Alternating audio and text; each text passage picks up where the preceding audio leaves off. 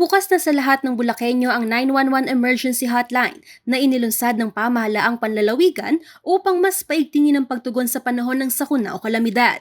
Ngayon ay maaari nang itawag ang anumang medical emergencies tulad ng atake sa puso, stroke, gayon din ang mga aksidente, sunog, gumuhong gusali o di kaya naman ay natural calamities tulad ng baha, lindol at bagyo na nangangailangan ng mabilis na responde. Ayon kay Governor Daniel Fernando, direktang maitatawag sa pinakamalapit na responder ang insidente sa mamamagitan ng Go Live 99 Touchpoint software.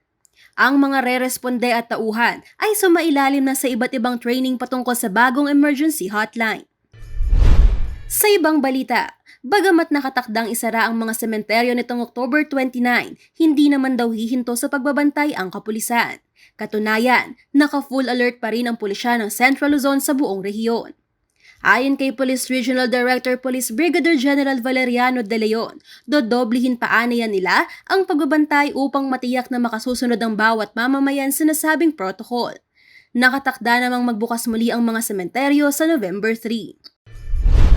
Samantala, ipinagdiriwang ng National Commission on Indigenous Peoples o NCIP sa Nueva Ecija ang ika-5 taon ng Padit Subkal Festival. Online ang naturang aktibidad na may temang Aming Tribo Novo Ecijano. Ang padit ay hango sa salitang kalungaya na ang ibig sabihin ay pagsasama-sama ng mga angkan para sa isang pagpupugay o selebrasyon ng tagumpay. Ang subkal ay mula sa salitang dumagat na nangangahulugang panalangin para sa isang malaking pagdiriwang.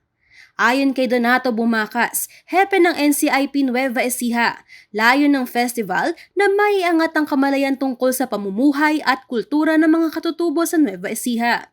Itatampok sa selebrasyon ang ulat katutubo na paglalahad ng mga tungkulin ng mga indigenous peoples mandatory representative sa buong lalawigan.